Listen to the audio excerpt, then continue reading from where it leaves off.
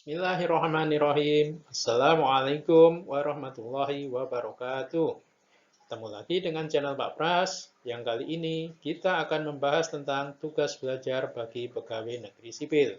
Namun sebelumnya, jangan lupa untuk like, comment, share, and subscribe. Teman-teman, bicara tentang tugas belajar bagi pegawai negeri sipil, maka setidaknya ada 4 dasar hukum yang menjadi pedomannya. Yang pertama, Undang-Undang Nomor 5 Tahun 2014 tentang Aparatur Sipil Negara. Yang kedua, Peraturan Pemerintah Nomor 11 Tahun 2017 tentang Manajemen PNS. Yang ketiga, Surat Edaran Menteri Pendayagunaan Aparatur Negara Nomor 4 Tahun 2013 tentang pemberian tugas belajar dan izin belajar. Dan tentu saja, kita harus mengacu kepada Rencana Kebutuhan Pengembangan Kompetensi atau yang dikenal dengan istilah Human Capital Development Plan. Nah, siapa saja yang dapat memperoleh tugas belajar? Yang pertama, PNS dengan masa kerja minimal 1 tahun sejak diangkat sebagai PNS. Kemudian, bagi teman-teman yang menduduki jabatan struktural, akan dibebaskan dari jabatannya. Begitu pula, bagi teman-teman yang menduduki jabatan fungsional, akan dibebaskan sementara dari jabatannya. Teman-teman juga harus mendapat surat tugas dari pejabat yang berwenang, yang biasanya ini diterbitkan oleh pejabat eselon 2 yang mengurusi bidang kepegawaian. Nah, teman-teman juga tidak sedang menjalani hukuman disiplin tingkat sedang, apalagi tingkat berat. Juga tidak sedang menjalani pemberhentian sementara. Jangan lupa, setiap unsur penilaian pelaksanaan pekerjaan dalam 1 tahun terakhir paling kurang bernilai baik untuk setiap unsurnya. Apabila program studi yang ditempuh itu di dalam negeri, maka minimal terakreditasi B. Itu adalah persyaratan administratif yang sifatnya umum. Karena dimungkinkan juga adanya persyaratan spesifik yang diminta oleh pemberi beasiswa, instansi pengirim, ataupun persyaratan lain yang diminta oleh lembaga pendidikan yang dituju. Misalnya, batasan minimal TPA ataupun TOEFL. Adapun batas usia bagi teman-teman yang akan mengusahakan untuk beasiswa adalah untuk jenjang D1 sampai dengan S1 maksimal 25 tahun. Jenjang S2 maksimal 37 tahun, S3 maksimal 40 tahun. Adapun untuk daerah terpencil, jenjang D1 sampai dengan S1 maksimal 37 tahun, S2 42 tahun, S3 47 tahun. Ini dihitung dari tanggal mulainya perkuliahan. Nah, adapun lama studi untuk tugas belajar adalah jenjang D1 maksimal 1 tahun, D2 maksimal 2 tahun, D3 maksimal 3 tahun, D4 atau S1 maksimal 4 tahun, S2 maksimal 2 tahun, dan S3 maksimal 4 tahun. Meski dimungkinkan juga adanya perpanjangan studi selama-lamanya 2 semester, namun teman-teman jangan pernah berpikiran untuk mengajukan perpanjangan studi, karena selama masa perpanjangan studi, biasanya kontrak beasiswa sudah habis, sehingga biaya pendidikan yang keluar selama masa perpanjangan ditanggung sendiri oleh PNS yang tugas belajar. Sehingga tetaplah berkomitmen untuk menyelesaikan studi sesuai dengan batas waktu yang sudah ditetapkan.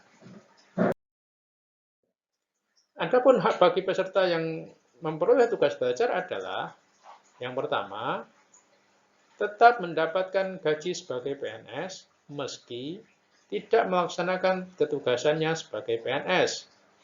Adapun tunjangan akan dihentikan mulai bulan ke-7 terhitung sejak ditetapkan sebagai mahasiswa tugas belajar.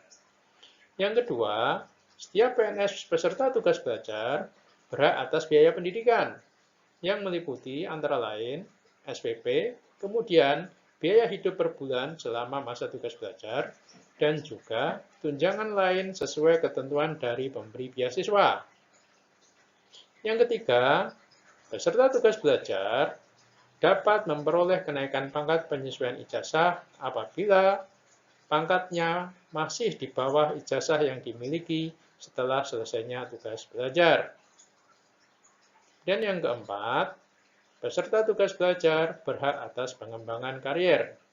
Karena tugas belajar merupakan salah satu dasar bagi pengembangan karir seorang PNS. Kemudian, kewajiban peserta tugas belajar adalah yang pertama, menyelesaikan studi tepat waktu. Peserta tugas belajar wajib menyelesaikan studi sesuai kontrak dengan pemberi beasiswa. Adapun lama masa studi ini bisa berbeda-beda antara prodi yang satu dengan prodi yang lain. Bisa juga beda antara universitas yang satu dengan universitas yang lain.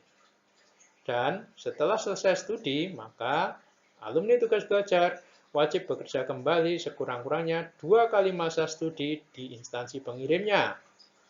Dan yang kedua, setiap peserta tugas belajar wajib menyampaikan laporan perkembangan studinya secara berkala. Laporan perkembangan studi ini sekurang-kurangnya disampaikan setiap akhir semester. Yang ketiga, setiap peserta tugas belajar wajib menyampaikan laporan selesai studi. Peserta tugas belajar harus menyampaikan laporan selesai studi selambat-lambatnya 15 hari setelah selesainya studi, yang dibuktikan dengan surat keterangan lulus. Dan yang keempat, setiap peserta tugas belajar wajib mentaati ketentuan sesuai dengan perjanjian, baik dengan pemberi beasiswa, instansi pengirim, maupun dengan lembaga pendidikan. Nah, setelah melaksanakan hak dan kewajibannya, maka apabila peserta tugas belajar tidak melaksanakan kewajiban, maka terdapat sanksi bagi peserta tugas belajar, yaitu yang pertama, mengembalikan seluruh biaya pendidikan. Apabila peserta tugas belajar tidak dapat menyelesaikan pendidikannya atau dikeluarkan dari lembaga pendidikan, maka dia wajib mengembalikan seluruh biaya yang telah diterima. Yang kedua, peserta tugas belajar dapat diberhentikan sebagai PNS apabila tidak melaporkan diri lebih dari 15 hari setelah masa tugas belajarnya selesai. Maka dia dapat diberhentikan dengan hormat tidak atas permintaan sendiri dan dikenai sanksi sesuai ketentuan perundang-undangan. Demikianlah teman-teman, sekilas tentang tugas belajar bagi pegawai negeri sipil. Kalau ada pertanyaan, silakan untuk menulis di kolom komen yang ada di channel ini. Terima kasih, semoga bermanfaat. Assalamualaikum warahmatullahi wabarakatuh.